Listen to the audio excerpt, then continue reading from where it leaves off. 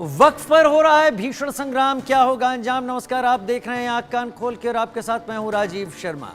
वक्फ संशोधन कानून जिसे देश की संसद ने बनाया, जिस पर संसद की मोहर लगी, उस कानून पर बवाल थम नहीं रहा।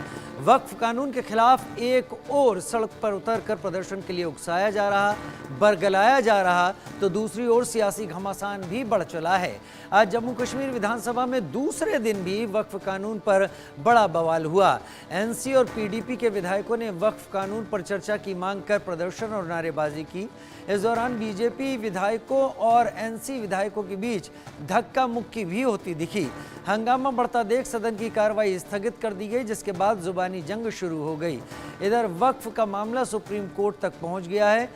अब तक 15 याचिकाएं दाखिल की गई हैं, जिस पर 15 अप्रैल को सुनवाई हो सकती है। लेकिन सवाल है कि आखिर वक्फ पर छिड़े संग्राम का क्या होगा अंजाम। आज इसी मुद्दे पर करेंगे चर्चा। कई खास मेहमान होंगे साथ, लेकिन पहले ये रिपोर्ट।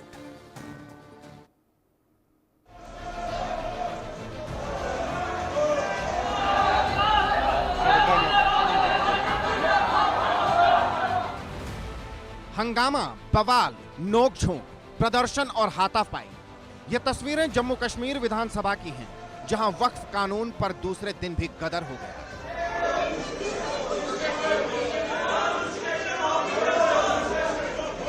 वक्फ कानून पर सदन में महाभारत शुरू हो गया।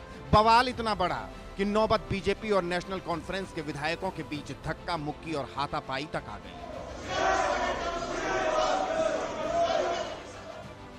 जम्मू कश्मीर विधानसभा में आज हंगामा तब बरपा, नेशनल कॉन्फ्रेंस के विधायकों ने सदन में बिल पर चर्चा की मांग करते हुए नारेबाजी की, काले कपड़े पहनकर विरोध प्रदर्शन किया, जिस पर बीजेपी विधायकों ने आपत्ति जताई।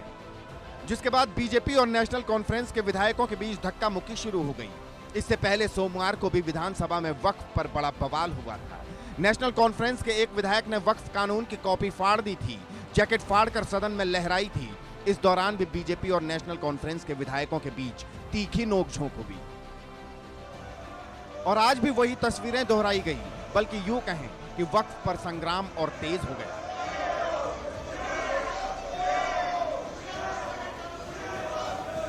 एक बिल पास करना जिसमें हर एक मुसलमान की जो ऑर्गेनाइजेशन है उसके खिलाफ है, 300 मेंबर से ज्यादा पार्लियामेंट मेंबर्स उसके खिलाफ है। दैट मींस एक वर्टिकल डिवीजन है इस डिसीजन में। अब इसके बाद भी अगर हम नहीं समझेंगे तो फिर कब समझेंगे? ये हमारे मजहब का मसला है, मस्जिदों का है, दरगाहों का है, जियारतों का है, कब्रिस्तानों का है। बट अनफॉर्चुनेटली ये स्पीकर, ये असेंबली, ये हुकूमत 60 MLA है मुसलमान यहाँ पर। मुस्लिम चीफ मिनिस्टर है जो कल रेड कारपेट कर रहे थे केरल रिजू का, who table the bill. This government is working for BJP and on their agenda. बात रेज हुई, नेशनल कॉन्फ्रेंस के लोग यहाँ दूध की रखवाली में बिल्ली बैठी हुई है। नेशनल कॉन्फ्रेंस के लोग अपनी पार्टी के स्पीकर के खिलाफ बैल में आ गए और उन्होंने शोरगुल शुरू कर दिया। फिर पीडीपी के लोगों ने इनको एहसास करवा दिया कि भैया तुम वक्त की लड़ाई लड़ रहे हो, वहाँ ट्यूलिप गार्डन में सैर हो रही है। तो कहीं ना कहीं इनकी रस्साकशी में हमारे हाउस का कीमती टाइम जो वेस्ट हो रहा है। वक्फ कानून पर सियासी गलियारा तपने लगा और ये तपिश तब और बढ़ी जब पीडीपी चीफ और जम्मू कश्मीर की पूर्व सीएम महबूबा मुफ्ती ने सोशल मीडिया एक्स पर पोस्ट कर लिखा, वक्फ का मुद्दा आस्था से परे है। ये भारत के 24 करोड़ मुसलमानों के अधिकारों, आस्थाओं और सम्मान पर सीधा हमला है।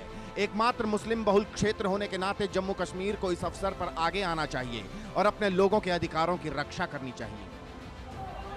वक्फ पर ऐसे बयान सियासी गलियारे का तापमान चढ़ा रहे हैं, राजनीतिक तनाव बढ़ा रहे हैं, लेकिन सियासत के बीच ये मसला अदालत की चौखट पर पहुंच चुका है। वक्फ पर 15 याचिकाएं दाखिल की जा चुकी हैं। संभव है देश की सबसे बड़ी अदालत 15 अप्रैल को वक्फ को लेकर सुनवाई करे, लेकिन इस बीच आरएसएस के नेता इंद्रेश कुमार का वक्फ कानून पर बड़ा बयान आया। और मजहब के दंगे मिटाने हैं तो यह बिल उस जमीन को तैयार करेगा कि दंगा मुक्त हिंदुस्तान उसमें से निकले। इसलिए मुस्लिम राष्ट्रीय मंच ने वक्फ बिल में संशोधनों का और नए संशोधनों के लिए पुरजोर पूरे देश में जोर लगाकर बातें कही थी। उनमें से बहुत बातें स्वीकार होकर बिल जो है वो पारित भी हुआ है। इस तरह की जहरीली पॉलिटिकल जुबान बोल रहे हैं इंद्रेश जी। भगवान भगवान भगवान भला करे आपका। पहले बिल पढ़िए, संविधान की प्रस्तावनाओं को पढ़िए इंद्रेश जी, और आप तो बहुत बड़े संघ के बड़े आदमी, मुझ जैसे अदना व्यक्ति से एक बहस कर लीजिए ना सार्वजनिक मंच पे। किस प्रकार हमारे संविधान के मूल चरित्र को आप हनन करने की कोशिश कर रहे हैं। वक्फ कानून पर सियासी संग्राम छिड़ा है, सबका अपना अपना एजेंडा है, लेकिन सवाल है कि क्या मुस्लिम वोट की रेस, इसलिए वक्फ पर सियासी क्लेश, और सवाल ये भी है वक्फ पर भीषण संग्राम का कोर्ट में क्या होगा अंजाम। Bureau report, India news.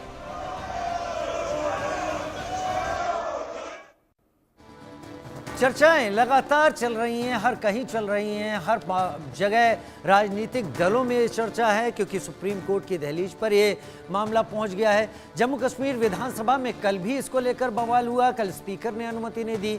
आज जो कुछ भी स्थिति हुई है उस पर चर्चा के लिए हमारे साथ कुछ खास मेहमान इस वक्त जुड़ गए हैं। एहसन सिंह साहब, प्रवक्ता बीजेपी, स्पोक्स पर्सन बीजेपी, स्वागत है आपका। सुजाता पॉल, प्रवक्ता कांग्रेस, मेरे साथ जुड़ गई हैं। नीलोफर मसूद, प्रवक्ता जम्मू कश्मीर नेशनल कॉन्फ्रेंस, मेरे साथ जुड़ गए हैं। सोहेल काजमी, वरिष्ठ पत्रकार, जम्मू कश्मीर से जुड़ गए हैं। और तौसीफ शाह, सीनियर पीडीपी लीडर, बहुत जल्द मेरे साथ जुड़ेंगे। सबसे पहले मैं जम्मू कश्मीर से आ रहे अपने साथियों को चर्चा में शामिल करना चाहूंगा। नीलोफर मसूद मेरे साथ इस वक्त जुड़ी हुई हैं, एनसी से जुड़ी हुई हैं, एनसी की नेता है नीलोफर मसूद। नीलोफर, जो चल रहा है इस वक्त जम्मू कश्मीर असेंबली में वक्फ को लेकर, वक्फ कानून को लेकर, अब तो कानून बन चुका है, उसको लेकर क्या आपकी पार्टी का इस वक्त स्टैंड है? कल स्पीकर ने अलाउ नहीं किया, आज क्या कंडीशन रही? देखिए, मुझे लगता है कि जो वक्फ बिल है, पहले ही ये कॉन्स्टिट्यूशनल प्रोविजंस जो हमारे हैं, चाहे वो आर्टिकल 25 है, चाहे वो 26 है, फिर आपका राइट बनता है, right to freedom of expression under article 19 of our own constitution. उसके तहत अगर आप देखेंगे, जो जम्मू कश्मीर नेशनल कॉन्फ्रेंस का मौकिफ है, they are against this bill जो गवर्नमेंट ऑफ इंडिया ने लाई हुई है। Unfortunately this is direct attack on the provisions of article 25 read with 26। तो हमने जो हमारे एमएलए साहिबान हैं, उन्होंने एक एडजर्नमेंट मोशन लाई हुई थी, जिसके जरिए वो चाहते थे कि अपने जो ख्यालात है इस वक्फ बिल पर, वो जो पास हो गई है, इसके लोगों के सामने रखे, ताकि उनके भी जो लोगों के एतराजात है वो असेंबली में डिस्कस हो सके। लेकिन अनफॉर्चुनेटली जो स्पीकर साहब है, उन्होंने उसको अलो नहीं किया, जिसकी वजह से अप्रोर आपने कल भी देखा और आज भी देखा। तो मुझे लगता है कि चूंकि आपका freedom of right to expression है, आपको टाइम मिलना चाहिए। अगर आप डिसेंट करते हैं किसी जगह, आपको सामने वो चीजें रखनी चाहिए। और इस चीज को बढ़ावा देना, एक पर्टिकुलर माइनॉरिटी कम्युनिटी को बार बार टारगेट करना, बार बार पोक करना, ये अच्छी बात नहीं है। Jammu Kashmir being the Muslim majority UT, तो इनका हक भी बनता है इस चीज पर बात करना, और उसी चीज को मुझे लगता है कर्व कर दिया गया है, जिसकी वजह से आप ये जो अप्रोर है असेंबली में देख रहे हैं। आज स्पीकर का स्टैंड क्या रहा नीलोफर जी? देखिए, स्पीकर साहब ने एक प्रोविजन पढ़ा, वहां पर 58 का हवाला देकर ये कहा कि चूंकि ये सब जुडिस है अब सुप्रीम कोर्ट में, तो इस वजह से एडजर्नमेंट मोशन जो है इसको अलो नहीं किया जा सकेगा जाएगा, तो उस वजह से उन्होंने उसको डिसअलो कर दिया। तो वही एक रीजन है जिसकी वजह से जितने भी हमारे मेंबरान साहिब है वो प्रोटेस्ट कर रहे हैं उस चीज को लेकर कि कम से कम हमें मौका मिलना चाहिए था, हम भी अपनी बात रखते, because we represent a big chunk of Muslim community. तो हमें हक बनता है अंडर आर्टिकल 19 हम अपनी बातें सामने रखें। वही चीज को लेकर जो आज भी आपने देखा असेंबली में और कल भी आपने देखा, वो उसी का नतीजा है। ठीक है, ठीक है।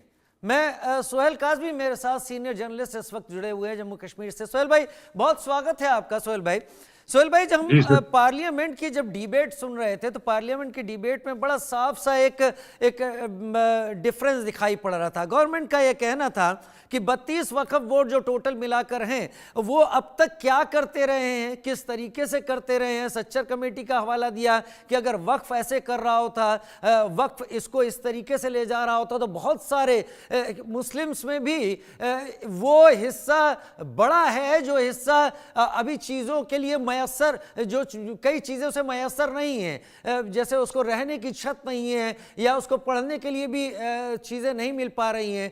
वक्फ इन पर सब कुछ क्या कर रहा है? आगा खानी हुए, शिया हुए, या बहुत सारे हुए जो वेलकम कर रहे हैं।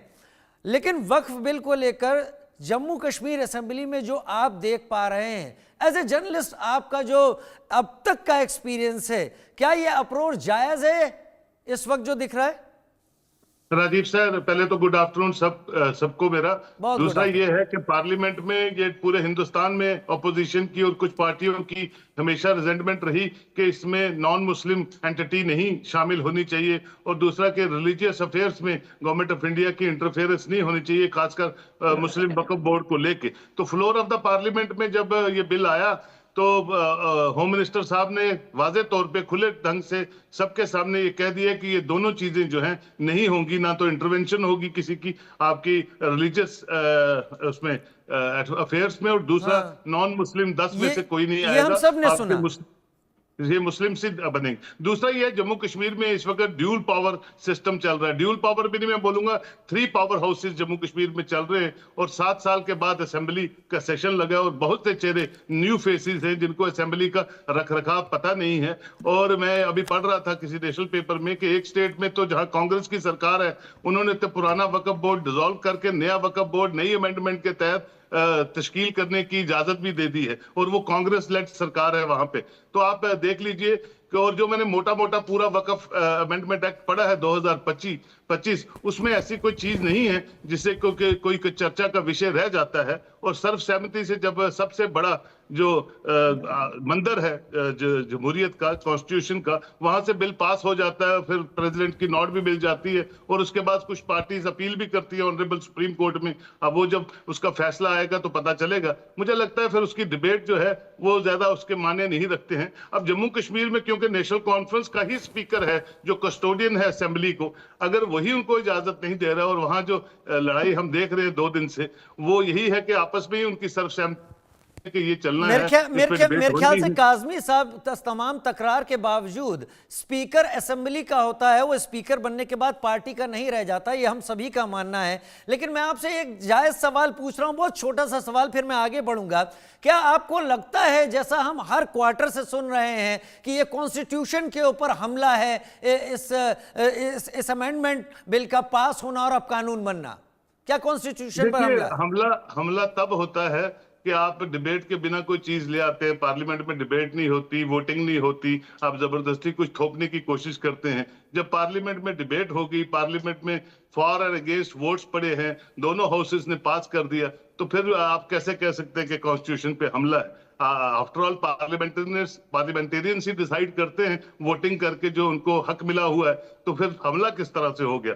लेकिन यह है कि हाँ, यहाँ सियासत चाहिए, सियासत होनी चाहिए। जम्मू कश्मीर में मुसीबत ये हो गई है, एक तो हम यूनियन टेरिटरी में हैं, दूसरा ये है कि दोनों की कोऑर्डिनेशन, नेशनल कॉन्फ्रेंस और भारतीय जनता पार्टी की कोऑर्डिनेशन किस तरह से बने और ये स्टेटहुड वापस आए, और यहाँ जो जिस तरह की सरकारें पहले चलती रही है उस तरह से सरकारें चले, उस सब चीजों को मद्देनजर रखते हुए ये जो असेंबली सेशन 5 दिन का श्रीनगर, फिर यहाँ, और अब ये 5 दिन का लास्ट सेशन यहाँ चल रहा है, ये सब आप चीजें देख रहे हैं। और बीच में मैं कुछ देखता हूँ सिर्फ मीडिया हाइप लेने के लिए, क्योंकि असेंबली सेशन या पार्लियामेंट सेशन ऐसा सेशन होता है पूरे हिंदुस्तान की नजर जो होती है उसी सेशंस पे होती है, और पूरा प्रिंट इलेक्ट्रॉनिक मीडिया वही कवर कर रहा होता है। तो कुछ लोग तो मैं फजूल में देखता हूँ कि फजूल में असेंबली के बाहर या असेंबली के अंदर विदाउट एनी कास्ट, जो मैं समझता हूँ सिर्फ हाइप लेने के लिए वो सब कर रहे हैं, जो जायज नहीं है, जो जायज़ नहीं है। ये हाइप लेने का भी वक्त होता है, ये पब्लिसिटी और चेहरा दिखाने का भी वक्त होता है, लेकिन क्या वाकई ऐसा हो रहा है या नहीं हो रहा है? एक वॉइस यहाँ पर है, सुजाता पाल, जो कि कांग्रेस से हमारे साथ इस वक्त जुड़ी हुई हैं। सुजाता जी, बहुत स्वागत है आपका। ये दहलीज सुप्रीम कोर्ट की भी है, 15 याचिकाएं वहां पर लग चुकी हैं, और जो कुछ भी जम्मू कश्मीर की असेंबली में हो रहा है, हमने देखा कि आपकी पार्टी की तरफ से भी बड़ा जबरदस्त विरोध रहा था पार्लियामेंट में इसका, और तकरीरें भी बड़ी जबरदस्त रही आपकी पार्टी की तरफ से, जो आपकी पार्टी की तरफ से प्रवक्ता सामने आए। वक्फ को लेकर जम्मू कश्मीर असेंबली में हो रहे इस शोर को या इस अप्रोर को आप किस तरीके से देखती हैं, और वक्फ को ही अब कानून बनने के बाद किस तरीके से देख रही हैं? देखिए, ये बात तो सच है कि ये कानून बन तो गया है, लेकिन इस वक्त मामला सब जुडिस है। तो उस मामले को लेकर यदि जनता में आक्रोश है तो जनता तो बोलेगी, लेकिन जहां तक बात है विधानसभाओं की, तो वहां पर भी अगर लोग आक्रोशित हो रहे हैं और वो कोई बात कहना चाहते हैं तो उनकी बात को सुना भी जाना चाहिए, क्योंकि हम एक जमहूरियत में रहते हैं। मगर अभी आपके जो वरिष्ठ पत्रकार हैं उन्होंने कहा कि कांग्रेस रूल्स किसी स्टेट में वक्फ बोर्ड का जो मतलब जो वक्फ बोर्ड है उसको रीऑर्गेनाइज कर दिया गया है। तो मैं उनसे जानना चाहूंगी कि शायद मेरी नजर से छूट गया होगा कि कौन से राज्य की वो बात कर रहे हैं, लेकिन इस वक्त जो विरोध हम देख रहे हैं वो पूरे देश में है। और आपको ये भी याद करा दूं कि जब 3 कृषि कानून ऑर्डिनेंस के द्वारा लाए गए थे तब भी लोग सड़कों पे उतरे थे और 700 किसानों की शहादत के बाद प्रधानमंत्री जी ने किसानों को परजीवी बताते हुए उस कानून को वापस लिया था। जब उन्होंने उत्तराखंड जैसे राज्य में पंडा पुरोहितों के ऊपर आघात करा था और देवस्थानम बोर्ड एक्ट लेके आए थे 2019 में, उसको उन्होंने 2021 में नवंबर में वापस लिया, क्योंकि 3 महीने बाद वहां पर विधानसभा के चुनाव थे और पंडा पुरोहित आंदोलनरत थे। तो सच्चाई ये है कि मामला उस समय भी मामला जो है कई मामले थे जो हाई कोर्ट और सुप्रीम कोर्ट में लंबित थे। तो जनता के अधिकार को आप छीन नहीं सकते और जो जनता के नुमाइंदे होते हैं वही तो विधानसभा में होते हैं। तो ये कह देना कि उनको नए लोग हैं उनको पता नहीं है, तो नए लोग हैं भाई साहब, लेकिन वो सीखेंगे और नियम कायदों के बारे में जानेंगे, लेकिन बोलने के अधिकार को सबसे पहले प्रायोरिटी दी जाती है और उन्हें बोलने का अधिकार होता है।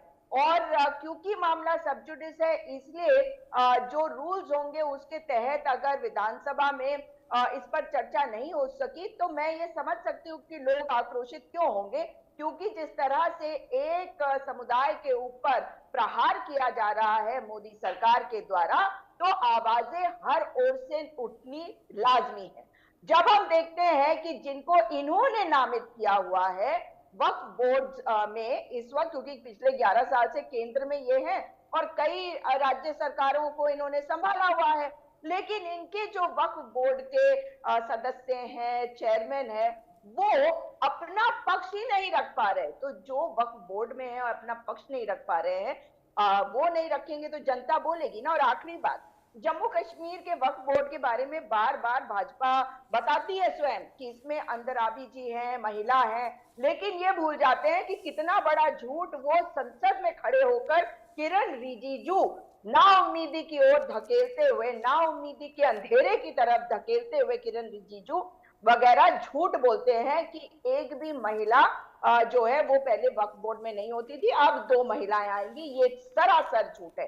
तो इनके झूठों के आगे आप क्या करेंगे? आप बोलेंगे भी नहीं, ये अधिकार कोई छीन नहीं सकता। और आखिरी बात कि मोदी सरकार को ये संदेशा अगर जम्मू कश्मीर की विधानसभा से जा रहा है तो उन्हें चेत जाना चाहिए, न जाने इस वक्त वो कहां छुपे बैठे हैं। ठीक है, ठीक है। ऐसा नहीं है कि वक्फ को लेकर किसी और को किसी तरीके की दिक्कत हो। हालांकि ऐसे भी इल्जाम लगे हैं वक्फ बोर्डों के ऊपर कि उन्होंने अपनी संपत्ति बताते हुए वहां पर भी अपना हक जता दिया जहां पर वो हक नहीं है। जैसे भगवान श्री कृष्ण की नगरी द्वारका के 2 द्वीप बेट द्वारिका, उन पर भी वक्फ ने अपना हक जता दिया। लेकिन ऐतराज केवल गैर मुस्लिमों का नहीं, करीब 9,942 एग्जैक्ट फिगर जो सरकार ने रखा हुआ है वो मुस्लिम भी हैं जो इंतजार कर रहे हैं कि वक्फ ने उनके साथ जो गलत किया है कम से कम उसका उन्हें फल मिले और उनको न्याय मिले और उनको जस्टिस मिले। मेरे साथ एसएन सिंह साहब इस वक्त जुड़े हुए हैं, बीजेपी के स्पोक्स पर्सन एसएन सिंह साहब है। अब उन्हीं का वक्त यहां पर है। मैं कोशिश कर रहा था कि तौसीफ शाह मेरे साथ सीनियर पीडीपी लीडर जल्दी जुड़ जाए, अभी तक जुड़ नहीं पाए हैं। लेकिन एसएन सिंह साहब, आपको नहीं लग रहा कि आपको नहीं लग रहा कि हम लोग जिस तरीके, अच्छा मेरे साथ जुड़ गए हैं तौसीफ शाह साहब के पास मैं पहला रुख कर लेता हूं। तौसीफ भाई, कल भी हमारी आपकी मुलाकात हुई थी, कल भी आपसे बात हुई थी, आज भी शायद स्पीकर ने अपनी तरफ से इजाजत नहीं दी, जैसा कि हमारे साथ जेकेएनसी की प्रवक्ता नीलोफर भी हमारे साथ कह रही थी। तो ये अप्रोर कितना चलने वाला है जम्मू कश्मीर असेंबली में? देखिए, मैं सबसे पहले तो मैं very good evening to all my fellow panelist. तो मैं ये सबसे पहले आपसे ये बताना चाहूँगा कि जो ये हमारी JNK असेंबली में जो आज अप्रोर हुआ है उसमें हमने ये देखा कि नहीं, ये हमारी पीपल्स डेमोक्रेटिक पार्टी के वहीद पारा साहब ने बड़ा चला के बोला कि भाई ये बिल पास होना चाहिए, ये रेजोल्यूशन या जो भी रेजोल्यूशन आपको पास करना है ये पहले पास होना चाहिए, because this is very important. पर दोबारा स्पीकर साहब ने उनको रोक दिया, जबकि इसी डिबेट में हमने ये कल क्लियर किया था कि केस अगर सब जुडिस है तो कैसे है। वहां अभी सुप्रीम कोर्ट में सिर्फ याचिका दायर हुई है सॉरी, ये देखना है कि अभी सुप्रीम कोर्ट में सिर्फ याचिका दायर हुई है, वहां उन्होंने उसको ना अभी रद्द किया है ना याचिका को एंटरटेन किया है। So this is in no way sub judice. सो ये सीधा सीधा ब्लैटेंट लाई बोला जा रहा है, और वो भी by the mouth of the custodian of the house. दूसरा, मैं ये नीलोफर जी से ये कहना चाह रहा हूं कि जो कल ड्रामा वहां पर हुआ, जिसमें नेशनल कॉन्फ्रेंस के जितने भी विधायक थे वो सब अपने ही स्पीकर के खिलाफ खड़े हो गए, तो आज एक मोशन लाया गया है वहां पर जिसमें नो कॉन्फिडेंस मोशन स्पीकर के लिए लाया गया है। वो हमको अभी कल पता चलेगा कि ये ड्रामा, ये एक वो बैड कॉप गुड कॉप का ड्रामा था, या वाकई में ये मोशन नेशनल कॉन्फ्रेंस के जो वहां के मेंबरान हैं, जो हमारे विधायक नेशनल कॉन्फ्रेंस के हैं, वो नो कॉन्फिडेंस मोशन को सपोर्ट करते हैं या सपोर्ट नहीं करते हैं। तो अगर वो सपोर्ट नहीं करते हैं, वो अगर वाकई में नाराज हैं स्पीकर साहब के इससे कि स्पीकर साहब ने ये रेजोल्यूशन नहीं लाने दिया, तो इट मींस कि नेशनल कॉन्फ्रेंस भी इस रेजोल्यूशन को सपोर्ट करती है। स्पीकर साहब की अपनी मजबूरियां हैं, स्पीकर साहब की अपनी परेशानियां हैं, जिसकी वजह से वो इसे परमिट नहीं कर रहा है। तो अब अगर उन्होंने कल नो कॉन्फिडेंस मोशन को सपोर्ट नहीं किया, so we mean it and we prove it, this would be proved कि ये बस इनका गुड तौसीफ भाई बस एक अपडेट करना चाहूंगा। मेरे ख्याल से आप पॉइंट टू पॉइंट बात करते हैं, थोड़ा आपका गला भी इस वक्त साथ नहीं दे रहा है, लेकिन फिर भी जो अब तक की इंफॉर्मेशन आ रही है, 15 अप्रैल की डेट निकलकर सामने आ रही है कि सुप्रीम कोर्ट हियर कर सकता है मैटर को। 15 पिटीशन फाइल हो चुकी हैं, तो इसको सोचते हुए अब आप अपनी बात रखें। और कल आपने ये बात कही थी कि स्पीकर असेंबली का होता है, स्पीकर पार्टी का नहीं होता, और यहां पर स्पीकर अगर कोई कॉल ले रहा है तो रूल्स रेगुलेशन के हिसाब से ही ले रहा होगा। एग्जैक्टली राजू जी, वही मैं कह रहा हूं कि ये याचिका अगर दायर भी हुई है, ये पिटिशन अगर बनी है, तो ये 12 बजे के बाद पिटिशन बनी होगी, 12 बजे के बाद ही डेट आया होगा, यानी 12 बजे से पहले ये सब जुडिस नहीं था। 12 बजे दिन के 12 बजे के बाद सब जुडिस हुआ, जबकि स्पीकर साहब ने सुबह 10:30 बजे ही बोल दिया कि सब जुडिस है मैटर। सो मैं वहां पर स्पीकर साहब की एक इस चीज को देखना चाहता हूं कि स्पीकर साहब ये गेम प्ले कैसे कर रहे हैं। दूसरा, मैंने दोबारा आपसे यही बोला कि हम सिर्फ ये देखना चाहते हैं कि नेशनल कॉन्फ्रेंस के विधायक जो हैं वो वाकई में इस बिल को सपोर्ट करते हैं, वो वाकई में चाहते हैं रेजोल्यूशन पास हो, या ये ड्रामा था कल, या ये मेरा कहना है। ठीक है एनसी से हम जवाब लेंगे, लेकिन उससे पहले एसएन सिंह साहब का भी रुख कर लेते हैं। नीलोफर जी, आप जरा सा ध्यान रखिएगा, तौसीफ भाई पूछना चाहते हैं आप लोगों का ड्रामा है या आप लोग वाकई कुछ सिंसियरली यहां पर रखना चाहते हैं। लेकिन एसएन सिंह साहब हम देख रहे हैं सुप्रीम कोर्ट की दहलीज पर सभी पहुंच चुके हैं। खैर, इसमें कुछ गलत बात नहीं है, जो भी है वो सुप्रीम कोर्ट जा सकता है, ये सबका हक है। कहीं कोई दिक्कत है, सुप्रीम कोर्ट की दहलीज आप पहुंच सकते हैं, उसमें रोक किसी को नहीं है। लेकिन जम्मू कश्मीर विधानसभा में चल रहा अप्रोर, चल रहा शोर किस तरफ इशारा करता है? क्या एक शुरुआत है बाकी असेंबलीज में भी इस वक्फ कानून को लेकर शोर की? राजीव जी, देखिए, पहले तो ये जो काला कानून कांग्रेस के द्वारा बनाया गया था, वो भारतीय जनता पार्टी ने संपूर्ण भारत के लोगों ने उस पर डिबेट करके और उस कानून में संशोधन कर दिया। जो बंटवारे की एक नींव रखी गई थी कांग्रेस पार्टी के द्वारा, आज उसको जो सबसे बड़ी अदालत है, जो पार्लियामेंट है, जहां कानून बनाने का अधिकार है, वहां पे उसमें संशोधन करके और इस तरह का कर दिया गया है कि अब वो कोई भी किसी की जमीन को ऐसे नहीं ले सकता, पहली बात। दूसरी बात, हमारे मित्र अभी कह रहे थे, तो धर्मनिरपेक्ष देश में धर्म सापेक्ष नामक कानून कोई होता नहीं। आर्टिकल 26 की ये बात कर रहे थे। आर्टिकल 26 में लिखा हुआ है कि कोई भी व्यक्ति, राजीव जी, अपने धर्म के विचारों को, अपने धर्म के प्रचार के लिए अपने धर्म की चीजों को बना सकता है। लेकिन वक्फ जो है वो एक ट्रस्ट है, ना कि एक धार्मिक मान्यता की चीज है, जिसको कलकत्ता हाई कोर्ट और सुप्रीम कोर्ट दोनों ने कह चुका है। चौथी बात मैं कहूंगा कि जब डिस्कशन सबसे बड़ी पार्लियामेंट पे हो गया, जो लोकसभा में हो गया, राज्यसभा में हो गया, तो विधानसभा में मुझे नहीं लगता कि उसकी कोई औपचारिकता बची है जिस पे डिस्कशन होना चाहिए। छठी बात मैं कहूंगा कि भैया आप कहना क्या चाह रहे हैं? जितने लोग हैं, कांग्रेस पार्टी, पीडीपी और जो नेशनल कॉन्फ्रेंस है, वो ये जरूर बताना चाहेगी। यहाँ पे राजू जी सबके नुमाइंदे यहाँ बैठे हैं, प्रतिनिधित्व करता यहाँ पे बैठे हैं, कि आपने एक ऑब्जेक्शन किया था कि दूसरे धर्म के लोग दूसरे धर्म के ट्रस्ट में नहीं हो सकते हैं। दूसरे धर्म का जो ट्रस्ट होगा उसमें नहीं हो सकते हैं ना। जो दूसरे जो एक ट्रस्ट ऐसा बनाया गया है, जो एक ऐसी बॉडी बनाई गई है जिसको केवल ऑर्गेनाइज करेगी, उसमें तो धर्म के हो ही सकते हैं। राजीव जी, एक सवाल और भी बनता है कि अगर दो धर्मों के बीच में कोई मसला आ रहा है, तो क्या जो व्यक्ति है वो सिर्फ उसके पास जाए जिसने जमीन हड़पी है? राजीव जी, हम उसी के पास जाके कहें कि कृपया ये जमीन हमारी है तो मानेगा?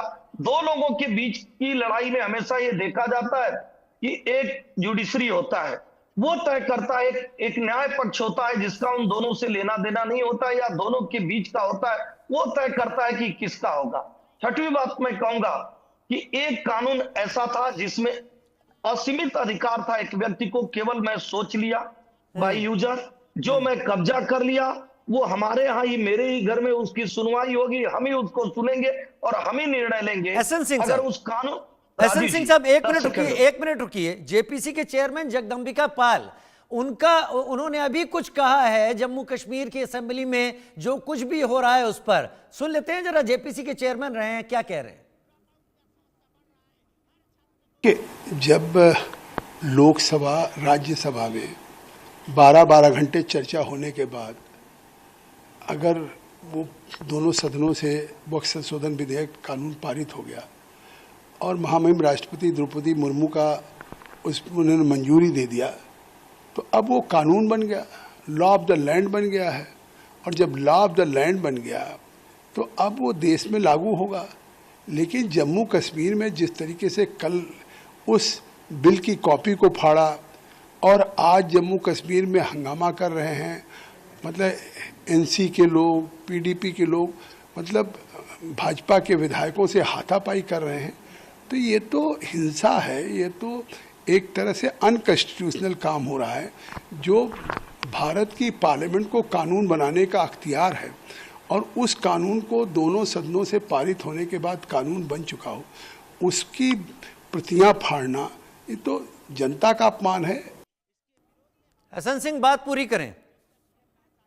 देखिए, निश्चित तौर पे हमारे अभी वरिष्ठ भी यही कह रहे थे कि जो एक कानून बन गया है, उस कानून के खिलाफ वैधानिक तौर तरीके से आप जा सकते हैं, सड़क पे भी जा सकते हैं और कोर्ट में भी जा सकते हैं, जो आप गए हुए। लेकिन ये पूछा जा रहा है, यहाँ जिम्मेदार लोग बैठे हुए, कांग्रेस की भी प्रवक्ता बैठी हुई है, एनसी के भी प्रवक्ता बैठे हुए, इनसे जरूर पूछा जा रहा है कि जो कानून सर्वहित में बन रहा है, मुसलमानों के हित में बन रहा है, देश हित में बन रहा है, पहला तो आपके माध्यम से जरूर बताएंगे कि उसमें दिक्कत क्या है। दूसरी बात मैं कह रहा हूं कि क्या इस संशोधन की आवश्यकता नहीं थी? कोई भी व्यक्ति अगर ये कह देता है कि नहीं ये चीज हमारी है, वो उसकी हो जाएगी। अगर आप सरकारी जमीन को कह देते हैं वक्त की, तो क्या ऐसा होना चाहिए? बिल्कुल नहीं। तीसरी बात मैं कह रहा हूं, संविधान ने सबको ये पावर दे रखा है कि किसी तरह का विभेद नहीं होगा, डिस्क्रिमिनेशन नहीं होगा। फिर ये भेदभाव क्यों होता है कि दो धर्मों के बीच में अगर कोई विवाद पैदा होता है, राजीव जी की ये जमीन हमारी है, तो कहा जाता है नहीं सिर्फ एक धर्म के लोग देखेंगे। तो पांचवी बात मैं कहूंगा, राजीव जी, जो विधानसभा सदस्य होते हैं और लोकसभा सदस्य जो एज ए मेंबर इसमें होते हैं, उनको तो उस विधानसभा का केवल मुस्लिम राजीव जी नहीं चुनता है, लोकसभा का भी केवल मुस्लिम उनको नहीं चुनता है। Exactly. वो तो सबका प्रतिनिधित्व करता है राजीव जी। तो मुझे नहीं लगता है कि जो हाई कोर्ट कलकत्ता ने कहा था और जो सुप्रीम कोर्ट ने कहा था कि यह जो है धर्म पे आधारित संस्था नहीं है, एक व्यवस्था पे आधारित संस्था है। जैसे हिंदुओं का ट्रस्ट होता है, वैसे ही ये ट्रस्ट है, और ट्रस्ट और धर्म में दोनों बहुत अंतर है। इस बार की सरकार ने इसीलिए इसको अलग अलग कर दिया कि जो धार्मिक बॉडी है उसमें दूसरे धर्म के लोग नहीं रहेंगे, लेकिन जो ट्रस्ट है उसमें दूसरे लोग रहेंगे। ठीक है, ठीक है, ठीक है, ठीक है, ठीक है, राजीव जी, ठीक है, समय बहुत हो गया, समय बहुत हो गया। नीलोफर मसूद के पास आऊंगा। नीलोफर मसूद, अभी आपने सुना कि एनसी केवल लिप सर्विस कर रही है, ड्रामा कर रही है। वहां पर अगर एक कानून बन गया है, लॉ ऑफ द लैंड हो गया है और ये डिस्कशन हर कहीं है, तो जम्मू कश्मीर असेंबली में क्या हो रहा है? केवल रजिस्टर कराना है कि हम इसको अपोज करके हम अपनी बात रख पा रहे हैं, या फिर और कुछ है? नीलोफर। देखिए राजीव जी, बहुत सी बातें यहाँ पर कही, एसएन सिन्हा ने भी, तौसीफ साहब ने भी कही, और सुहेल काजमी जी ने भी कही। देखिए, पहले ही मैं सुहेल काजमी जी का बयान देना चाहूंगी कि यहाँ पर जो हिंदुस्तान में हम देखते हैं 20 to 25% जो पॉपुलेशन है वो मुसलमानों की है। तो उसमें आपने 44 अगर अपोजिशन के आपके पास डिसेंट करके उन्होंने अपने मेमोरेंडम पेश किए तो कितने एक्सेप्ट हो गए? इसी तरीके से हजारों की तादाद में मेमोरेंडम आए, फिर किसने पढ़ा क्या नहीं पढ़ा, तो वो तो यहाँ पर हमने देखा कि कंटिन्यूटी में आपने रात के 2 बजे तक लोकसभा जो है आपकी चलती रही, पार्लियामेंट आपका चलता रहा। तो वहां पर आपको इतनी जल्दबाजी थी इसको पास करने की, आपने तो विश्राम भी नहीं किया। तो ये दर्शाता है किस तरीके से आप क्या कुछ भी अच्छा नहीं नीलोफर जी, नीलोफर एक मिनट, नीलो मुझे बोलने दीजिए, मुझे बोलने दीजिए एक मिनट। नीलोफर जी क्या कुछ भी अच्छा नहीं है? राजीव जी एक सिंगल सवाल। नहीं सर, नहीं सर, आपस में बता दीजिए राजीव जी, मुझे गिना दीजिए, बोलने दीजिए उनको। एसएन सिंह साहब, संसद में क्या बने हुए बात का जवाब दूंगी, मुझे एसएन सिंह साहब अंतहीन हो जाएगा। एसएन सिंह साहब, इसलिए हम नहीं मानेंगे। एसएन सिंह साहब, हाँ बता दीजिए चैरिटेबल। एसएन सिंह साहब जरा बोलने दें, के समय में जरा बोलने दें। हाँ ठीक, चैरिटेबल एंडोमेंट है, it is like a trust but it is not a trust, it is governed by the Islamic law. Islamic law, इसका पर्पस ही होता है टू सर्व द रिलीजन और रिलीजन। अच्छा नीलोफर जी, मैं मुझे बड़ा अच्छा लगता है, मुझे बड़ा अच्छा लगता है। एक मिनट, बात कर रहे हैं, नहीं ये आपस चौराहे पर नहीं है, चौराहे पर नहीं है, हम आपस में बात कर रहे हैं। नीलोफर जी, बहुत अच्छा होता कि इस वक्त मेरे साथ अजमेर से भी कोई होता, क्योंकि वो मेरे साथ एक बार जुड़ चुके हैं। और to my surprise Syed Naseeruddin Chishti, उन्होंने ये कहा कि ये वक्फ का जो भी अमेंडमेंट है इससे 3-4 चीजें बहुत बेहतर हैं। हमें ट्रांसपेरेंसी दिखेगी, लैंड माफियाओं का जो कब्जा दिख रहा है वो हटेगा, रसूखदार लोगों ने जो पूरी तरीके से कंट्रोल कर रखा है और जो गरीब है उसकी तरफ चीजें नहीं जा पा रही हैं वो यहां पर मिलेगा। और रिलीजियस चैरिटेबल की अगर स्थिति है तो वो हमारी बनी रहेगी, हमारा सब कुछ डेवलपमेंट होगा नए चेंजेस के बाद। क्या मैं मानूं नीलोफर कि अजमेर ख्वाजा गरीब नवाज के सैयद नसीरुद्दीन चिश्ती या वो लोग जो देख रहे हैं उनकी सोच गलत है, या आप कुछ अच्छा अलग सोच रहे हैं? देखिए राजीव जी, हर किसी को अपना अपना मौकिफ रखने का हक है। उन्होंने अपना मौकिफ रखा, हम उसकी रेस्पेक्ट करते हैं। हम अपना मौकिफ रखते हैं तो आपको उसकी भी रेस्पेक्ट करनी चाहिए। आपको याद होगा 2019 में जब मुख्तार नकवी साहब यहाँ पर यूनियन मिनिस्टर थे, उसके टाइम पर एक 5 मेंबर कमेटी बनाई गई जिसको जस्टिस जकीरुल्लाह खान देखते थे। उसमें उसी वक्त उन्होंने कहा था कि हमें डिजिटलाइजेशन स्टार्ट करनी है, टैग करना है यहाँ के प्रॉपर्टीज, ट्रांसफर 100% जो है इसका फंडिंग गवर्नमेंट की तरफ से आएगी, ताकि ये फिर से एक तो खुद कफील भी हो जाए और साथ में ट्रांसपेरेंसी होकर भी ये सामने जो काम कर सके यहाँ के लोगों के लिए। उस वक्त तो कोई तकलीफ नहीं थी, उस वक्त कोई ऐसा भ्रष्टाचार का नहीं लगाया गया। अब अगर किसी सिस्टम में भ्रष्टाचार है, क्या उसका मतलब ये है कि जिस चीज के लिए वो एंडोमेंट बनाया गया है, क्या उसको खत्म करना, उसकी सालियत अभी तक आपने उस सवाल का जवाब नहीं दिया है, जहां पर आप कह रहे हैं कि आप अपोज कर रहे हैं और आप ही के पार्टी से जो कि वहां के असेंबली के स्पीकर हैं, जिस पर तौसीफ भाई कह रहे हैं कि ड्रामा हो रहा है, इस पर आप क्या कहेंगी कि ये सब कुछ लिप सर्विस है? आपने पहले ही उसका जवाब दिया जिसमें आपने कहा कि स्पीकर किसी का नहीं होता है। कल तक ये लोग कहते थे कि भाई ये नेशनल कॉन्फ्रेंस का स्पीकर है, हमें बोलने नहीं देता है, हमें मार्शल आउट करता है। आज जब उसने रूल्स के तहत या जिन लिमिटेशंस के तहत, लॉ के तहत उसने legislative assembly section 58 read with sub section 7 जब उन्होंने एक कोट किया, आज ये कहते भाई ये नेशनल कॉन्फ्रेंस का है।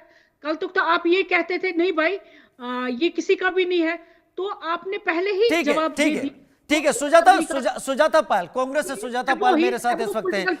सुजाता जी, ऐसा नहीं लगता कि एतराजों का एक बहुत बड़ा पुलिंदा आ गया है और अब सबको एक सहारा या सबको उम्मीद सुप्रीम कोर्ट से ही दिखाई पड़ रही है? पहले तो मैं आपको करेक्ट कर दूं, मेरा नाम सुजाता पाल नहीं, पॉल है। अच्छा, मैं पॉल बोल। आप कोई नहीं, मैं आपको ये एक बात बिल्कुल साफ कर दूं, पैनल में सब कह रहे हैं पार्लियामेंट जो है वो सर्वोपरि होता है। नहीं, संविधान सर्वोपरि होता है। इसीलिए संविधान के जो आर्टिकल्स हैं उसके तहत कोर्ट में इसको चैलेंज किया जा रहा है, चाहे आर्टिकल 14, 25, 26 या 300 की बात कर ली जाए। अभी मैंने सुना कि कहा गया कि ये भलाई करने के लिए लाया जा रहा है। भाई एक तरफ तो आप कहते हैं कि जो है हिंदू खतरे में है, भलाई करने चले आप और सारे कानून मुसलमानों के लिए, और मुसलमान कह रहे हैं जी हमारी भलाई करने की जरूरत नहीं है इस तरीके से। और जनता के ऊपर आप तोहमत जब लगाते हैं ना कि जमीनें कब्जा करी, तो मुझे बताइए पिछले 11 साल से कौन है सत्ता में? सत्ता में मोदी जी हैं, और मोदी जी इस कानून के बारे में पहले नहीं सोचते, लेकिन अब क्योंकि उनकी स्थिति 400 पार होते होते धरती पर आ गए, नॉन बायोलॉजिकल होते होते, तो अब उनको लग रहा है कि ध्रुवीकरण कैसे करा जाए ताकि आगे आने वाले चुनाव में कैसे इसका फायदा उठाया जाए। जेपीसी की अभी कोई बात कर रहा था, तो 44 अमेंडमेंट्स को तो क्लॉज बाय क्लॉज डिस्कस ही नहीं किया गया। यही तो दुविधा थी। और जिस तरीके से अमित शाह जी ने धमकाया था पार्लियामेंट के अंदर खड़े होकर कि ये कानून बन जाएगा, तो कैसे नहीं मानोगे? कभी आपने देखा है किसी गृह मंत्री को इस तरह से विपक्ष के साथ बात करते हुए? जनता ठीक है।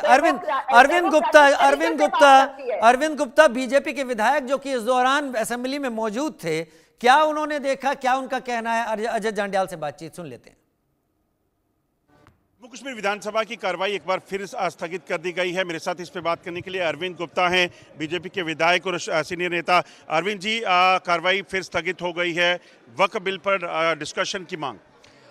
आज भी जो सत्ता दल पार्टी थी वो वक्फ बिल पे डिस्कशन की बात कर रही थी। जब स्पीकर साहब ने बोल दिया है कि जो वो है अंडर सब जुडिशियल मैटर है, उसमें वो बातचीत हाउस में हो नहीं सकती है, फिर इन्होंने हल्ला गुल्ला किया और ये बाहर हाउस जो है आधे घंटे के लिए वो किया, स्थगित किया गया है।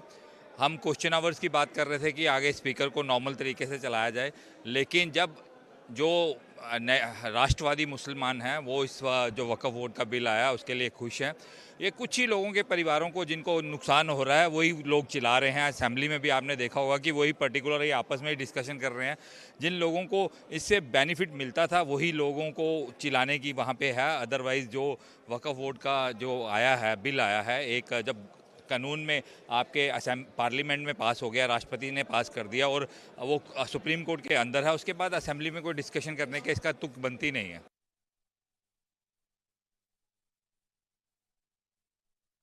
सोहेल काज़मी, अभी बीजेपी के विधायक ये कह रहे हैं कि जिन लोगों को बेनिफिट मिलता रहता था अब उनका बेनिफिट छिन जाएगा, इसलिए वही ज्यादा तादाद में इसको अपोज कर रहे हैं। बिल्कुल बिल्कुल राजीव सर, अगर आप देखें जम्मू कश्मीर में इससे पहले वक्फ बोर्ड 2021 में बना है, और उससे पहले जितने भी यहाँ वक्फ बोर्ड थे वो उनको वक्फ बोर्ड नहीं बोला जाता था, औकाफ डिपार्टमेंट या औकाफ इस्लामिया बोला जाता था। और जितनी भी सक्सेसिव सरकारें रही हैं, including the first prime minister थे शेख मोहम्मद अब्दुल्ला, वो इसके चेयरमैन रहे बहुत साल, और उसके बाद उनकी बेगम यहाँ रही। उसके बाद जितनी भी सक्सेसिव गवर्नमेंट आती थी यहाँ पे, अपने किसी बंदे को अपीज करने के लिए चेयरमैन बनाया जाता था। और वो जितनी भी खुर्द फुर्द है जम्मू कश्मीर में भी तबाही है औकाफ की, वो आप देख रहे हैं। और जो जमीनी हकायक पे यहाँ हमारे जो कब्रिस्तान है, क्योंकि मैं इसमें खुद मेंबर हूं, तो मैंने देखा कि हाँ तो तबाही है, इंक्रोचमेंट पे इंक्रोचमेंट है। कोई क्या वाकई लैंड माफिया ने जम्मू कश्मीर में भी वक्फी जमीन पर कब्जे किए हुए हैं? तबाही, जमीन पे कब्जे नहीं किए हैं, आधी से ज्यादा जमीन खा चुके हैं। और आप यकीन मानिए जो चिश्ती साहब कह रहे हैं, जो जिन 5 पॉइंटों का वो जिक्र कर रहे हैं, चिश्ती, हाँ बिल्कुल वो चिश्ती साहब ठीक कह रहे हैं। वो अमेंडमेंट मैंने भी पढ़ी है, और अच्छी तरह उससे एक ट्रांसपेरेंसी आएगी और जमीनी हकायक पे बेनिफिट होगा अगर इस पे काम अच्छी तरह करने दिया तो। एंटीलिया के बारे में भी पूछ लीजिए। नवाब मलिक जी ने उसका विरोध किया था और मामला सुप्रीम कोर्ट भी गया, हाई कोर्ट भी आया, क्योंकि सुप्रीम कोर्ट ने कहा पहले हाई कोर्ट जाओ। अब उसके बारे में बता दीजिए ना। नवाब मलिक तो अब भाजपा के साथ है। देखिए, मैं किसी भाजपा या किसी की बात नहीं कर रहा हूं, जो ग्राउंड रियलिटीज है उस पे बात करना। ना हम किसी पॉलिटिकल पार्टी के साथ जुड़े हैं, ना हमें वोट लेना है, लेकिन मैं आपसे ये कह रहा हूं कि जो खुद हुई है वो दिखती है। आप ऑन ग्राउंड देख लीजिए, आपको पता चल जाए। पत्रकार है तो निष्पक्ष बनिए और कहिए कि जनता नहीं, की बात सुजाता को जी सुना एक बात जाना बताएं, सुजाता जी एक बात बताएं, अगर कोई पत्रकार अपने अनुभव से कोई चीज सामने रखता है और वो आपको सूट नहीं करती तो उसमें निष्पक्षता का एंगल कैसे आ जाएगा? राजीव जी मैंने कब कहा? मैं कह रही हूँ कि ये बात भी कहिए ना, निष्पक्ष पत्रकार है तो मैं भी मान रही हूँ, मगर निष्पक्षता दिखानी है तो ये भी कहिए कि जमहूरियत में जनता को बोलने का अधिकार है। बिल्कुल, आप कांग्रेस में हैं, आप सुनिए, आप कांग्रेस की स्पोक्स पर्सन है, मैं आपसे रिक्वेस्ट करता हूँ, में जो लोग बोल रहे हैं वही सही है, वही जमहूरियत है। आपने ये क्यों नहीं बताया कि सर्वोपरि तो संविधान होता है, ये भी बोल दें। एसएन सिंह साहब जल्दी, एसएन सिंह साहब मैं आपसे 10 सेकंड करता हूँ। राजीव जी 10 सेकंड। राजीव जी देखिए, कांग्रेस से एक चीज पूछा, कांग्रेस कहीं तो टिके। राजीव जी ये पूछिए, कांग्रेस ने कहा कि पार्लियामेंट सुपर नहीं है, सुपर कौन है? Supreme court. तो सुप्रीम कोर्ट ने एक डिसीजन दिया था साहबानो केस में, तो पार्लियामेंट में ले आके चलिए ठीक है, कोई कहाँ टिका रहेगा, कोई कहाँ नहीं टिका रहेगा। अब तक जिस तरीके से चीजें चल रही हैं उससे एक बात सही है कि मुझे 15 अप्रैल का इंतजार वाकई करना है। 15 याचिकाएं हैं, सुप्रीम कोर्ट का क्या रुख होता है अब सुप्रीम कोर्ट की दहलीज पर देखना होगा। हालांकि कानून बन चुका है, चीजें आगे बढ़ चुकी है। सुजाता जी और एसएन सिंह साहब, आप दोनों से गुजारिश करूंगा कि आप दोनों बने रहे हमारे साथ। सोहेल काज़मी और मेरे साथ नीलोफर और साथ ही तौसीफ भाई, बहुत शुक्रिया, आप तीनों ने वक्त निकाला, चर्चा में हिस्सा लिया और अपनी बात सामने रखी। और अब आगे बढ़ते हैं और बात करते हैं कांग्रेस के गुजरात अधिवेशन की। कांग्रेस में नई जान फूंकने के लिए, भविष्य के लिए रणनीति बनाने के लिए गुजरात के अहमदाबाद में कांग्रेस का 84वां अधिवेशन हो रहा है। आज पहले दिन कांग्रेस वर्किंग कमेटी की बैठक हुई जो 4 घंटे तक चली। इस दौरान कांग्रेस के भविष्य को लेकर मंथन हुआ, साथ ही सरदार पटेल पर विशेष चर्चा हुई और प्रस्ताव पास हुआ। कल फिर राहुल और सोनिया गांधी, मल्लिकार्जुन खड़गे समेत कांग्रेस के बड़े नेता अधिवेशन में कांग्रेस के भविष्य पर मंथन करेंगे। इस दौरान सूत्रों के हवाले से खबर है कि प्रियंका को कांग्रेस में कोई बड़ी जिम्मेदारी दी जा सकती है, साथ ही आगामी चुनाव को लेकर रणनीति तैयार हो सकती है। लेकिन इस अधिवेशन से कांग्रेस नेताओं को क्या उम्मीदें हैं, ये पहले सुन लेते हैं। यहाँ नई ऊर्जा, नई गति, नई दिशा के साथ कांग्रेस को पुनर्स्थापित करना है। राहुल जी का, खड़गे जी का यही उद्देश्य है और पूरी तरह से हम लोग उसकी तरफ अग्रसर हैं। आप देखेंगे सामूहिक रूप से, आज तो CWC है, कल AICC है, दोनों में नई दिशाएं, नई नीतियां, नई नियुक्तियां, नई चीज़ें होने वाली हैं, उसको आपको आभास होगा बाद में। मैं मानता हूं और कांग्रेस पार्टी ये मानती है कि जो ये देश डिजर्व करता है, जो इस देश का अधिकार बनता है, वो मोदी गवर्नमेंट दूर दूर तक नहीं कर पा रही। कि हम प्रयास कर रहे हैं, धर्म और जात के नाम पर सरकार चलाना हमारा काम नहीं है। हम सेकुलर वाले हैं, हम सर्वधर्म समभाव वाले। ये भूमि तो महात्मा जी की है, तो जिन्होंने हमारे को ये सबक सिखाया है, ईश्वर अल्लाह तेरे नाम, तो यही लेके हम आगे बढ़ रहे हैं। तो इस बीच अधिवेशन शुरू होने से पहले कांग्रेस के वरिष्ठ नेता राहुल गांधी और नेता प्रतिपक्ष राहुल गांधी पर बीजेपी की तरफ से सुधांशु त्रिवेदी ने क्या कुछ कहा, सुन लेते हैं। देखिए, राहुल गांधी जी जो भारत की राजनीति के चिर युवा नेता हैं और चिर व्याकुलता में वो जितना चित्र विचित्र प्रकार का ज्ञान देते हैं, मुझे लगता है उसे देखकर कांग्रेस पार्टी के ही नेता पूरी तरीके से किंग कर्तव्य विमूढ़ हो जाते हैं। अब उन्होंने ये बयान में कहा कि भारत का कॉन्स्टिट्यूशन सिर्फ 1947 में नहीं लिखा गया। शायद श्री राहुल गांधी जी को पता नहीं, भारत का संविधान 26 नवंबर 1949 को लिख के तैयार हुआ। इसीलिए प्रधानमंत्री श्री नरेंद्र मोदी जी ने संविधान दिवस 26 नवंबर 1949 को किया है। संभवतः ऐसे ही भटके हुए नौजवानों को समझाने के लिए संविधान दिवस की आवश्यकता थी और कांग्रेस उस संविधान दिवस का स्वागत नहीं करती थी और प्रकारांतर से विरोध करती थी। अब यह समझ में आ रहा है कि उनकी संविधान के प्रति समझ कितनी सतही और हल्की थी। एसएन सिंह साहब प्रवक्ता बीजेपी मेरे साथ है, सुजाता पाल प्रवक्ता कांग्रेस मेरे साथ है और हिमांशु भट्ट गुजरात से वरिष्ठ पत्रकार मेरे साथ इस वक्त जुड़ गए हैं। सबसे पहले सुजाता जी आपकी तरफ ही आता हूं। गुजरात में अधिवेशन करना, इसके बहुत सारे लोग जवाब तलाशते रहे, मैंने भी पढ़ने की कोशिश की, लेकिन मुझे लगता है आप ज्यादा बेहतर बता पाएंगी गुजरात को क्यों चुना गया, और दूसरा इस अधिवेशन से कांग्रेस क्या उम्मीदें रख रही है। सबसे पहली बात कि बापू की धरती गुजरात से हम एक संदेश खुद को भी दे रहे हैं, पूरे देश को भी दे रहे हैं। आज मोदी सरकार धर्म के नाम पर समुदायों को बांट रही है, लोगों के अंदर नफरत फैला रही है, और जिस तरह से ध्रुवीकरण की राजनीति चल रही है, नफरत को चारों तरफ फेंका जा रहा है, फैलाया जा रहा है, उसके खिलाफ हम खड़े हैं। तो बापू का आशीर्वाद साबरमती से हम लेकर आगे बढ़ेंगे और हमारी जो दिशा है कांग्रेस पार्टी की, वो अब सुनिश्चित होगी।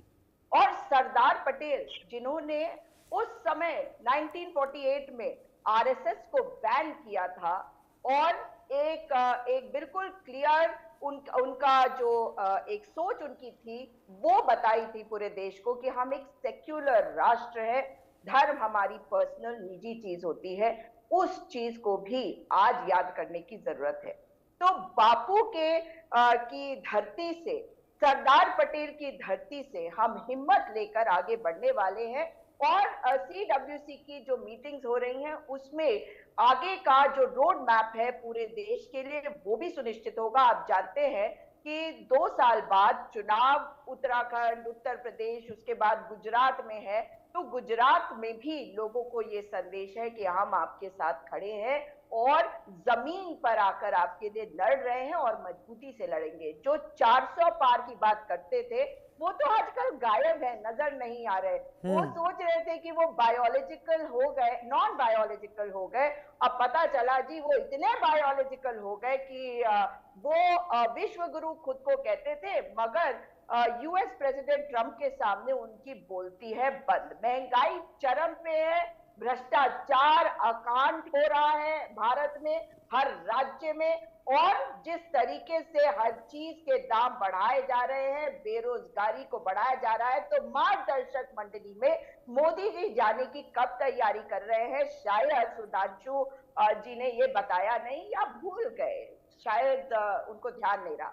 लेकिन कांग्रेस पार्टी बड़ी मजबूती से देश में आगे बढ़ रही है। भारत जोड़ो यात्रा, भारत जोड़ो न्याय यात्रा के बाद अब हम जनता को भी लेकर आगे बढ़ेंगे, उनका प्रतिनिधित्व करेंगे और भाजपा को उखाड़ फेंकेंगे। आपको शुभकामनाएं। आपने जो कुछ भी कहा मैं तो शुभकामनाएं दे सकता हूं, भविष्य की बात है। लेकिन एसएन सिंह मेरे साथ है। एसएन सिंह जी, सुजाता जी को आपने सुना होगा, बापू की धरती और सरदार पटेल की धरती से वो तैयारी कर रहे हैं जिससे आपको उखाड़ फेंकने की एक व्यू रचना की जा सके। प्रतिक्रिया आपकी। राजीव जी, एक गाना है ना, हुजूरात आते बहुत देर कर दी। अच्छा। कांग्रेस के लिए वो गाना बिल्कुल फिट बैठता है। भाई गांधी जी भी अब याद आ रहे हैं और पटेल साहब तो याद ही आ रहे हैं, जिनका नाना प्रकार से विरोध किए थे। पटेल साहब तो चाहते ही नहीं थे कि धर्म पे आधारित कोई इंस्टीट्यूशन है, लेकिन धर्म पे आधारित हजारों इंस्टीट्यूशन बनाने का कार्य किए। पटेल साहब तो चाहते ही नहीं थे कि देश में 2 विधान 2 संविधान बने, लेकिन 370 पटेल साहब के विरोध में ही ले आने का कार्य किए। तो निश्चित तौर पर अगर 70 साल सरकार चलाने के बाद गांधी जी और पटेल जी याद आ रहे हैं, तो राजीव जी यही कहेंगे कि मरता क्या नहीं करता। अब जब लग रहा है कि लौ डूब ही रही है तो एक सहारा ले लिया जाए, लेकिन वो सहारा देगा कौन? भाई गांधी जी हे राम को मानते थे और आप राम को मानते ही नहीं। गांधी जी हिंदुओं को ये मानते थे कि हिंदू समाज जो है वो सर्वे भवन्ति सुखिनो के नारे को देता है, वो पूरे संसार के सुख की कामना करता है। आप कहते हैं हिंदू धर्म बोको हरम होता है, हिंदू धर्म डेंगू मलेरिया होता है, हिंदू लड़के तो मंदिर लड़की छेड़ने जाते हैं। तो निश्चित तौर पे राजीव जी अब कांग्रेस की नाव पूरी तरह से डूब चुकी है। तो कुछ ना कुछ सुजाता जी कहेंगी। भाई सुजाता जी की मजबूरी है कि वो प्रवक्ता है, तो कहे क्या, बताए कैसे। और मैं जरूर कहूंगा राजीव जी, देखिए चाहे वो 70 साल का रिकॉर्ड देख लीजिए, चाहे वर्तमान का देख लीजिए, जितने नेता इनके निकले और आपके रिपोर्टरों ने वहां वाइट बयान जो लिया उसमें उन्होंने कहा कि हमको राहुल जी को मजबूत बनाना है। एक आदमी ने कहा कि प्रियंका जी बड़े दायित्व में आएंगी। मतलब परिवार वाली पार्टी सिर्फ परिवार के लिए काम करती रहे और आगे भी परिवार के लिए काम करेगी, ये वहां पे तय हो जाएगा। क्योंकि किसी की हिम्मत तो है नहीं कि वो कह दे कि नहीं संविधान में सबको अधिकार मिला है, गरीब का बेटा भी प्रधानमंत्री बन जाएगा। अब गरीब का बेटा प्रधानमंत्री बन गया है तो कांग्रेस के लोगों को दिक्कत होती है कि भाई शादी का चम्मच और सोने की कटोरी लेके तो राहुल गांधी जी पैदा हुए। भाई राहुल गांधी जी पैदा हुए होंगे, ये मानते हैं कि प्रधानमंत्री के घर में पैदा हुए, उनके परिवार में बहुत सारे प्रधानमंत्री हैं, लेकिन आज जनता मोदी जी को चुनती है। ठीक है। ऐसा तो है नहीं कि मोदी जी अपने मन से हो गए और कांग्रेस की प्रवक्ता बैठ के आ गई। 5वीं बात ये जरूर कहूंगा राजीव जी होता क्या है कि पहली बार तो कांग्रेस आ नहीं रही अपने विचारों को लेकर। कांग्रेस के एक मिनट। विचार जितने राजीव जी रहे हैं तो कांग्रेस के विचार चलिए चलिए चलिए ठीक है ठीक है। मैं हिमांशु भट्ट जी से भी बात कर लेता हूँ। मैं हिमांशु भट्ट जी से बात कर लेता हूँ। ठीक है, हिमांशु भट्ट गुजरात से आते हैं और हाँ, हिमांशु भट्ट गुजरात से आते हैं और वो ज्यादा अच्छी तरीके से देख रहे होंगे। हिमांशु जी, बीजेपी की प्रयोगशाला कहा जाता है गुजरात को। कांग्रेस ने वहीं पर 84वां अधिवेशन करके क्या कहने की कोशिश की है? क्या वहीं पर गढ़ में ही चैलेंज करने की कोशिश की है? और क्या कांग्रेस वाकई इस अधिवेशन से वो हासिल कर लेगी जिसके बाद कांग्रेस स्थितियों को पलटना शुरू कर देगी? हिमांशु जी। अच्छा राजीव जी, मैं राजकीय तू मैंने के अंदर नहीं पढ़ूंगा। दोनों राजकीय प्रवक्ता अपनी अपनी बात करते गए। अब दोनों से एक निवेदन है, प्लीज मेहरबानी करके हकीकतों को सुन लीजिएगा।